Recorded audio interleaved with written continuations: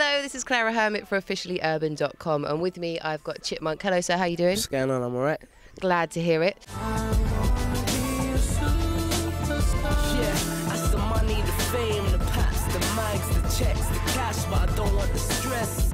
So let's get straight into it. The single Flying High, it's released on the 14th of November, is that correct? 12th.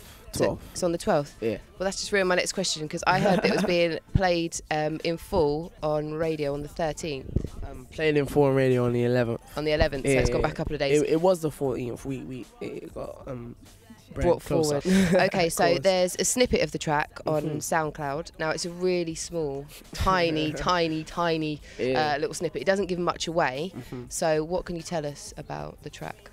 Yeah, it's got that in the same way that when I put out Chip Diddy Chip, which was like my first song that went to the masses. You know, it gave you an indication of what my life was like at the time. This will give you an idea of what my life is like now. So I Am Chipmunk, your first album. Now, a lot of the tracks on there, and I'm sure that I've heard you say this as well, have quite a poppy sound.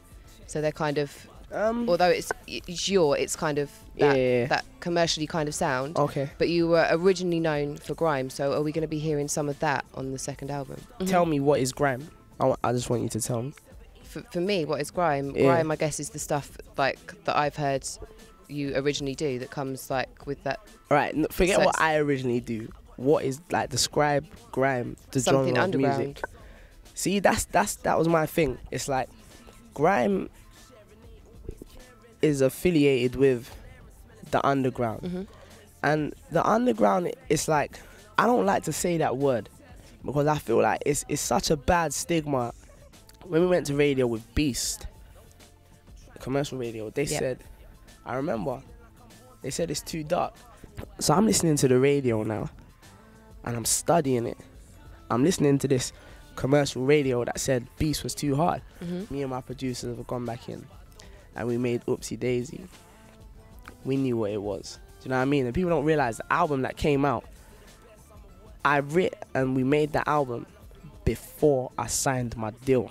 So I've got this blackjack now, and I'm listening to the radio, and I know what it is. Like, I knew, like, everyone kept saying, we're going to everyone, they're saying, that's a #1 record at the time. So I knew what it was. We put it out, it went to #1. And for me, it was like, it's back to the school thing. When you sit and you study something, and then, you know, release dates is like results day. You get your results. #1. For me, it was like, cool.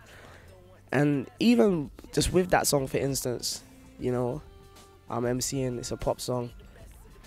We thought we needed like a feature to do the vocals to kind of introduce me to that audience. So we approached the Saturdays, but they couldn't do it because their single was coming out on the same day.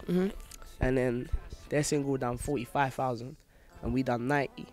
So you did double. Yeah, we did double the figure. So that was like a priceless moment. I wouldn't change a thing. I am the crime scene savior, Rudolph Faber, chicken eater, tea high streeter. Now, earlier this year, there was some kind of like the Twitter thing, or well, Westwood and Wiley kind of in the studio, you know. And I've watched that video, and it kind of seemed like a couple of cackling witches. Do you know, that was that kind of like, you know, vibe that I was getting from them. And you know, like you say, it was just kind of, I don't know if they necessarily meant it really nastily, but it was, you know, it was kind of pretty bad. Yeah. Right, let's brush this real quick. Like, Westwood's 53, Wiley's 31, I'm 19. Even what I've realized is the one who gets the most hate, he's got to be doing something right. What I wasn't happy with is the fact that, you know, not even so much what is stigma from was that Westwood was naming artists he saw in the club, and you know he could play. He played one of his songs. He said, I said Chipmunk, and it's like, what song could he play? To be fair, I haven't had a club record, and you know what? I think that's a beautiful thing. But it's still to come, isn't it? You're Exactly, 19, you know what I mean? like, At some point, that's gonna. The difference that's gonna happen. I tell people all the time. People ask, you know, how can I blow up? How can I come through? I say there's 2 ways you can do it. You can do it with the song, like a song. You could be Joe from, I don't know, Brentwood. If you got that hit song, that song where it didn't matter who the hell was singing it, it was gonna be a hit. You can do it by the song, or you can do it how I did it, the buzz. To this day, besides Oopsie Daisy, which was a #1 record, like, you can't affiliate me with a sound, you can't affiliate me with a song. I'm just me. I open my mouth, just panic. The jewels are liabilities. I'm the asset. You're on Tinchy's Game Over. Now, was it hard to write your bars knowing that you're going to be compared to the other artists that feature? So there's Tiny Temper, Devlin, Gigs, Pro Green, Example, especially after all the success that all of those artists have had this year? Or was it just, you know, simple, easy for you to do?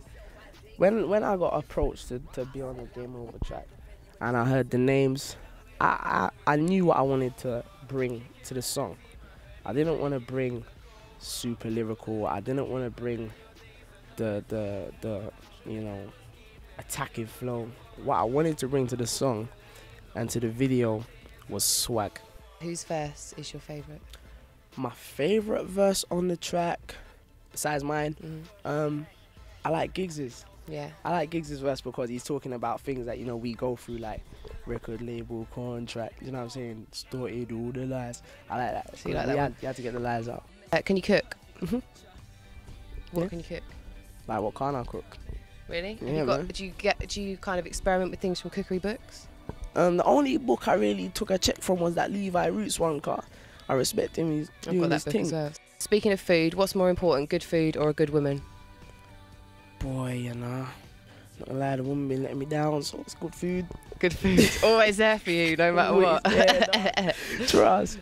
What's going on, people? I am Chipmunk, and right now you're watching officiallyurban.com. You know we flying high. Peace.